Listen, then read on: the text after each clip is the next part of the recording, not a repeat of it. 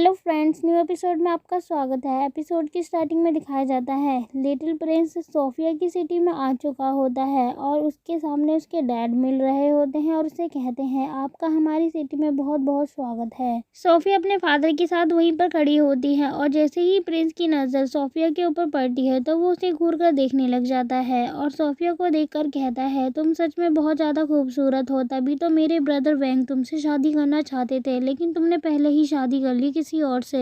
ये बोलते हुए वो सोफिया को बहुत ज़्यादा बुरी नज़रों से देख रहा होता है। सोफिया अपने मन में कहती है जितना मैंने इसके बारे में सुना था ये उससे भी ज़्यादा बेकार इंसान है।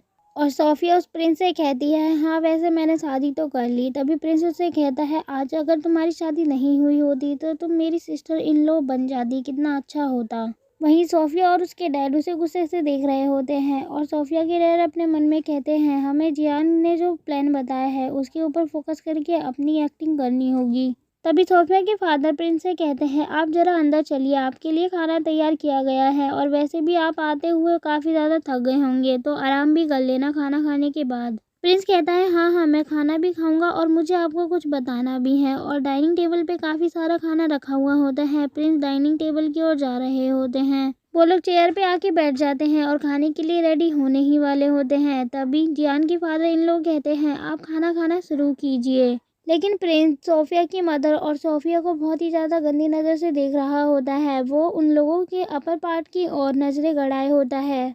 प्रिंस को ऐसा करता हुआ देख सोफिया के फादर उसकी मदर के आगे आकर खड़े हो जाते हैं और प्रिंस उनसे कहता है आप बहुत ज़्यादा खुशकिस्मत है क्योंकि आपकी वाइफ भी बहुत ज़्यादा सुंदर है और साथ ही आपकी डॉटर वो भी बहुत ज़्यादा सुंदर है। और वहीं सोफिया के फादर प्रिंस की झूठी तारीफ करते हुए कहते हैं आप बहुत ज़्यादा दयालु है प्रिंस, मेरे बारे में इतना सब कुछ सोच रहे हैं। और सोफिया के फादर प्रिंस के लिए अपने मन में कहते हैं जियान ने सच ही कहा था, ये बहुत ही ज़्यादा घटिया इंसान है, हमें इसे मार देना चाहिए। वैसे भी इसकी बहुत बुरी नज़र है मेरी बेटी और मेरी वाइफ के ऊपर, इसकी सोच बहुत ज़्यादा घटिया है। तभी प्रिंस उससे कहता है मैंने सुना कि आपका जो सन इन लॉ है वो बहुत ज़्यादा टैलेंटेड है, लेकिन वो कहाँ पर है, अब तक नहीं दिखाई दिया।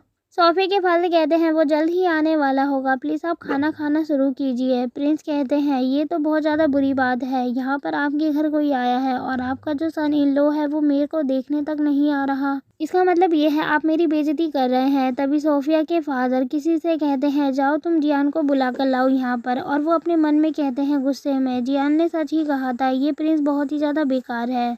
और फिर दिखाया जाता है जियान को बुलाने के लिए एक सर्वेंट आया होता है। जियान कहता है ठीक है मैं अभी आ रहा हूँ। वो अपनी बॉडी को कूल डाउन कर रहा होता है और उसने बहुत सारे सैनिकों को ट्रेनिंग भी दी होती है। जियान उसी नौकर के साथ वहाँ पर आ जाता है और आने के बाद प्रिंस को वो कर रहा होता है। वो कहता है आपसे मिलकर अच्छा लगा। प्रिंस उसे देखता है और वो कहता है तो तुम्हारा नाम जियान है, वैसे तुम्हारा फेस तो काफ़ी छोटा है लेकिन अच्छा ही है। जियान कहता है थैंक यू।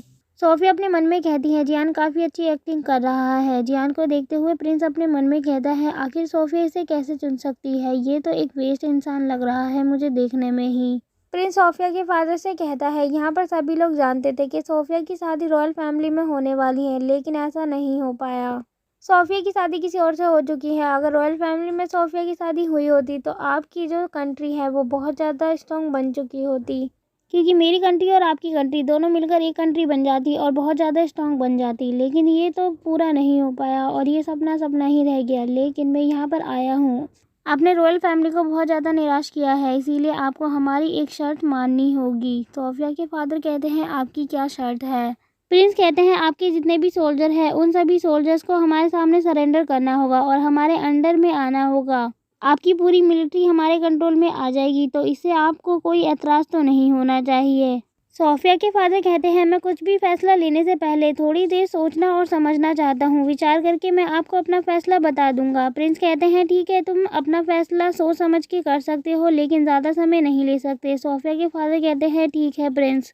तभी प्रिंस कहते हैं आप जितना चाहे उतना समय ले सकते हैं, लेकिन उतने समय तक आपको मुझे अपनी वाइफ और अपनी डॉटर को सर्व करना होगा और मुझे पीने के लिए ड्रिंक भी चाहिए। वैसे भी आपको मुझे नहीं लगता बुरा लगना चाहिए, क्योंकि आपकी वाइफ और आपकी डॉटर दोनों ही बहुत ज़्यादा ब्यूटीफुल है और आज रात के लिए इन्हें मेरे पास भेज देना। प्रिंस की बात को सुनते ही सोफिया के फादर को बहुत ज़्यादा गुस्सा आता है और वो गुस्से में अपने मन में कहते हैं यहाँ पर ग्रैंड मास्टर प्रिंस की प्रोटेक्शन के लिए आए या ना आए, लेकिन मैं इतना चाहता हूँ कि मैं इस प्रिंस को ख़त्म कर दूँ।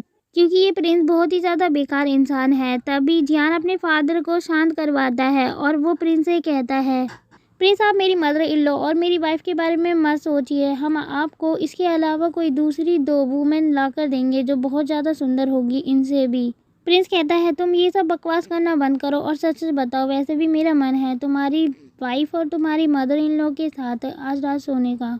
उसकी बात को सुनकर सोफिया की मदर और सोफिया को उसके ऊपर काफ़ी ज़्यादा गुस्सा आ रहा होता है और सोफिया के डैड भी बहुत ज़्यादा गुस्सा कर रहे होते हैं। लेकिन जियान उन्हें संभालते हुए कहता है प्रिंस से, तो प्रिंस क्या आप हमारे सिटी के मेन पैलेस की ओर नहीं जा रहे हैं? प्रिंस कहता है तुमने कहा मुझसे अपने सिटी के मेन पैलेस की ओर जाने के लिए, ठीक है मैं वहाँ जाने के लिए तैयार हूँ, लेकिन ये तुम्हारे ऊपर डिपेंड करता है कि तुम मुझे कितना ज़्यादा खुश रख पाते हो और अपनी मदर इन लॉ और अपनी वाइफ दोनों को वहाँ पर भेजना मेरे लिए, क्योंकि मैं तुम्हारी मदर इन लॉ के बारे में जितना जानता हूँ वो अभी भी बहुत ज़्यादा खूबसूरत है और मेरे लिए और भी ज़्यादा अच्छा होगा, मैं और भी ज़्यादा तुमसे तब खुश होऊंगा जब तुम्हारे फादर इन लॉ अपने घुटनों के बल बैठकर म्यूज़िक बजाएंगे मेरे लिए, और मैं उस मोमेंट को तुम्हारी वाइफ और तुम्हारी मदर इन लॉ के साथ काफ़ी ज़्यादा इंजॉय करूँगा। ये बात सुनते ही जियान के फादर इन लॉ को बहुत ज़्यादा गुस्सा आ रहा होता है।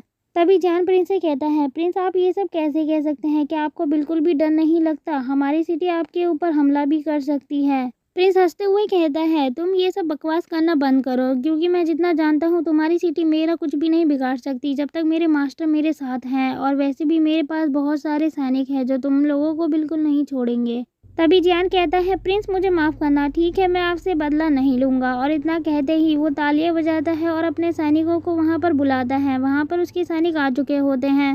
जियान प्रिंस से कहता है मैं आपको एक गिफ्ट देना चाहता हूँ। तभी प्रिंस उन सैनिकों को देख के घबरा जाता है। उन सैनिकों के हाथ में एक एक पोटली होती है और उस पोटली के अंदर कुछ होता है। उसे देखकर प्रिंस कहता है तुम मुझसे बदला लेना चाहते हो, और वो जियान के फादर इन लॉ से कहता है तुम्हारी हिम्मत कैसे हुई मेरा विद्रोह करने की, और मेरे सैनिक कहाँ गए, क्या तुमने मेरे सैनिकों को मार दिया? वहीं जियान और उसके फादर इन लॉ गुस्से से चिल्लाते हुए कहते हैं प्रिंस आज हम तुम्हें नहीं छोड़ेंगे और ख़त्म कर देंगे। और इसके साथ ही एपिसोड यहीं खत्म होता है। थैंक्स फॉर वॉचिंग गाइस, और कमेंट में बताएं आपको ये वीडियो कैसी लगी। अगर आप इसका नेक्स्ट एपिसोड देखना चाहते हैं तो वो आपको कल मिल जाएगा हमारे चैनल पर।